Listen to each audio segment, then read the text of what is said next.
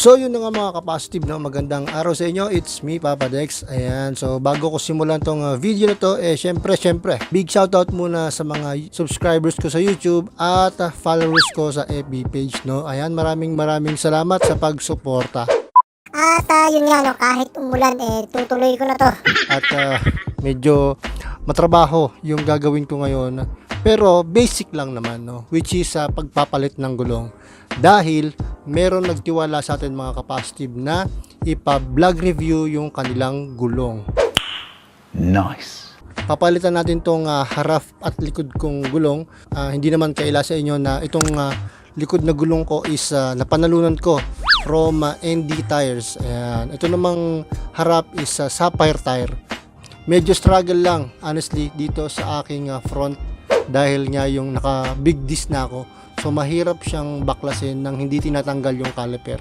At bukod doon, yun nga, saktong-sakto naman ay nasilip ko o nasipat ko na may tagas yung isang front shock ko, no? O yung front oil seal. So samahan nyo ko, mamaya banggitin ko kung anong brand to at kung saan makakabili, no? So let's go!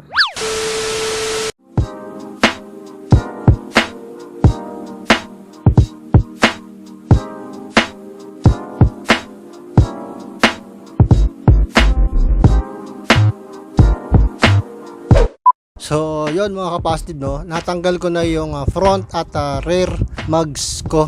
Ayan. So, papatanggal ko muna tong mga gulong na to, pero hindi ko muna papakabit yung yung gulong na ipapalit natin, no? So, bali ang gagawin ko is lilinisan ko muna yung mismong labi nung bawat mugs, no? Para at least iwas singaw na rin, no?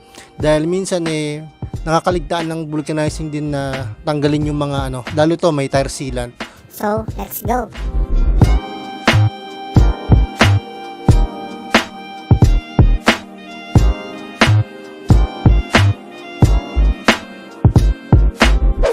Minutes later. Ito na ang ating Sapphire tire na 6090 at saka ND tire na 8090 din. Ayan, no? So, meron pang tire sealant. At ito naman ang aking Levenger mugs. 5 taon na yan.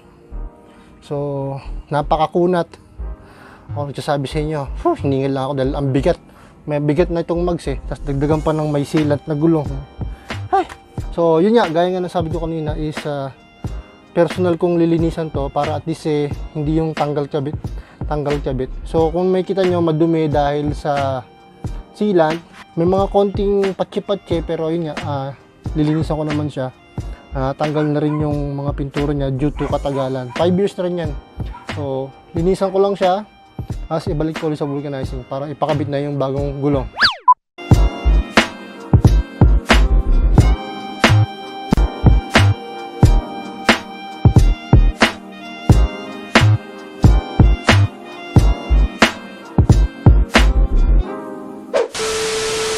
And we're back mga ka-positive, no? Ay! Agad! At yun nga, no, habang pinapatuyo ko yung mga mugs, ito na lang yung time na nalinisan ko siya after 5 years, no? So, tagal, di ba? So, tanggal kabit lang yung mga gulong. At yun nga, no, since wala pa tayong pang powder coat, dinali ko na lang sa masigasig na linis, no, gamit ang AC Care. Share ko sa inyo yung tire company na nagtiwala sa atin para i-review ang kanilang gulong, no, which is Maximus Tire. Gusto ko yan! So, ang binigay nila or pinili kong gulong is 8090 by 7090, no? Ito kasi yung standard sukat ng Mio Sporty. Yung 8090 from likod, 7090 naman sa harap. So, medyo matagal din akong nag 6090. Ayan, kasi yung 6090 medyo nasarapan lang ako dahil syempre before kaming dalawa lang ni Mrs. yung sakay, nasa around 250 kilos yan lahat kami. So ngayon medyo mabigat kami dahil nasama ng aking junak. So bago lang siya sa market, yung kanyang presyo, affordable siya mga ka-positive, no? Available to sa KBB Tejero Gen 3. Ayan, at B3 Motorcycle Shop dito sa may Barangay Sabang. So check nyo na lang din yung Maximus Motorcycle Tire Philippines kung saan merong distributor or reseller. Bubuksan ko na siya para at least pagdating doon, kakabit na lang. Itong kinuha ko is tubeless. Meron din silang tube type.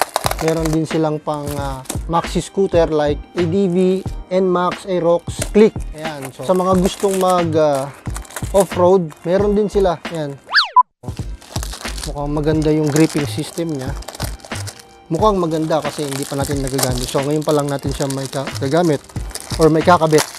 So, ito yung pinili ko kasi nga city driving lang naman ako. Hindi naman ako nag-off-road or mga lubak-lubak. Siguro pag mga around Batangas, Tagaytay, may mga off-road dyan. Kay Biang Ternate. Ayan, mag-off-road tayo. Pero ngayon kasi mas accessible sa akin or mas makakatulong sa akin yung ganitong itsura ng gulong. Ayan. So since tubeless siya, syempre gagamit tayo ng tire sealant dito para at least hindi na tayo mangamba oras na nagbabiyahe tayo at nabutasan tayo. Bago ibigay sa akin ng Maximus tire to, syempre nagkaroon muna ng konting product orientation regarding sa gulong na to, no?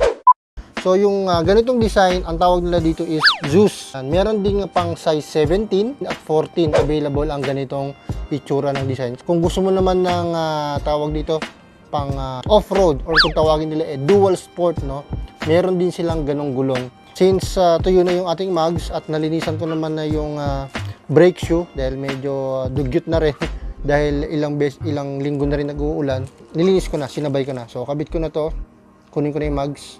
Let's go.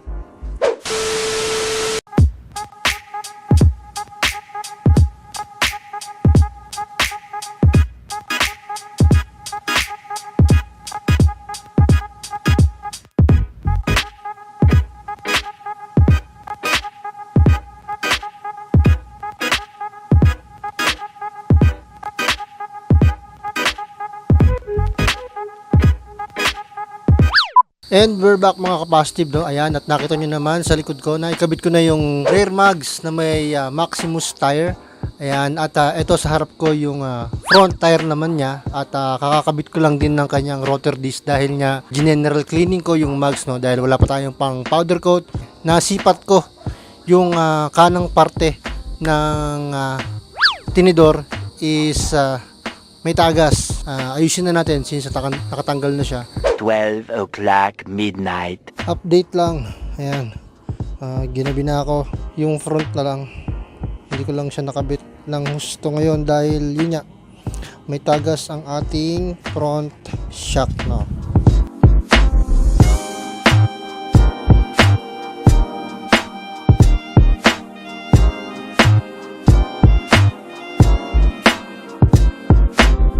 One week later. And we're back mga ka-positive, no? Ayan, after ng ilang araw na nakabit ang aking bagong-bagong Maximus tire. Yun nga, isinabay ko na rin yung pag-aayos ng oil seal ng shock. But sad to say, sira pa rin. Meaning, baka may problema na sa inner tube niya, no? Dahil ginawa ko naman yung lahat, yung sa spacer or ehe, then kinek ko na rin yung kanyang oil seal, goods naman. At may tagas pa rin, same, dito pa rin sa kanang part ng shock, no? At kaya ginawa ko is bumili na lang ako ng aftermarket na front shock, no? Kasi nga nakakailang 100 pesos din ako na oil seal, no? So mas binabuti ko na lang na bumili ng aftermarket. Although nakakahinayang dahil stock pa naman tong baso. Stock din yung tawag dito, inner tube. Pero naisip ko sa isang banda, kung matatandaan nyo na-aksidente ako before. Yung buong likod ng Mio Sporty is naayos ko, napalitan ko. So siguro itong shock nakaligtaan ko. Aray ko! Ito yung aftermarket na binili ko sa Shopee. Ilagay ko yung link ni seller sa description, no, in case gusto niyo bumili nito. Ano naman siya? Mukha naman siyang legit quality. Yun nga, medyo manipis lang. So tiwala naman ako sa langis nito. Check na lang natin kung malambot or matigas. So sa ngayon, okay naman ito. Plug and play. So subukan natin para ma-vlog review na rin, sabay na rin sa gulong.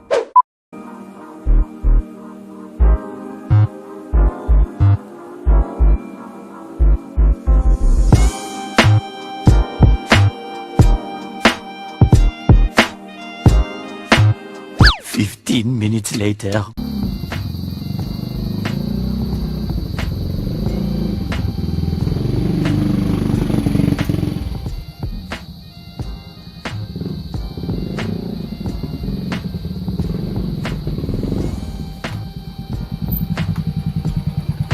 1 week later. And we're back mga ka-positive, no? Ayan. 1 week na yung nakalipas buhat nung kinabit natin tong front shock at yung Maximus tire, no? Ayan. So kung saan na tayo nakapunta at saan na rin tayo nakagala kasi nga daily use to, no? So ngayon magbibigay tayo ng pahapyaw na review regarding sa front shock at Maximus tire. So yun mga ka-positive, no, simulan ko dito sa front shock since ito naman talaga yung naging dahilan bakit tumagal yung vlog na to, no?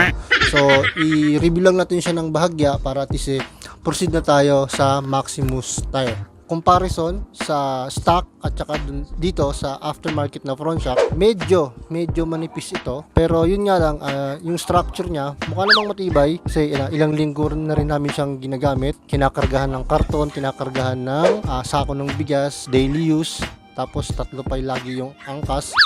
Okay naman siya para sa akin, wala na yung tagas niyan. Huwag niyo lang tanggalin yung kanyang dust seal dahil malaking tulong yan para at least hindi mapasukan ng alikabok yung kanyang inner tube, no? Plug and play lang ang ginawa ko mga ka-positive. Pagkabili ko, pagka-unbox, yun na, sinalpak ko na siya. Hindi na ako nagdagdag or nagbawas ng pork oil. So kung ano yung nakalagay sa kanya, yun na rin yung ginamit ko, no? So una, medyo matigas. After a week, lumambot na, gumanda na yung play niya. And so hindi na rin ako naglagay ng additional spacer or nag-semi-lowered kasi yung stock ko naka-semi-lowered yun Ito hindi na kasi nga 70-90 na yung unahan niya, tapos nagbaba na lang ako ng fender. So mga interesado dito sa front shock aftermarket ng pang Mio Sporty, ilagay ko na lang yung link ni seller sa description, no?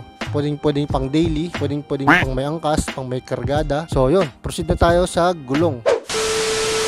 Sa gulong naman mga ka-positive, syempre una dyan maraming salamat sa Maximus tire at nagtiwala sila sa akin para i-review to. Syempre susubukan o gagamitin muna talaga bago magbigay ng honest feedback.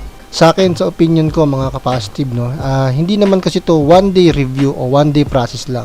Syempre nakasalalay dito yung quality at safety, lalo pat gulong ang pinag-uusapan. Gaya ng dati, 3 factors ang maibabahagi ko sa inyo mga ka-positive para reference na rin in case interesado kayong subukan ang Maximus tires.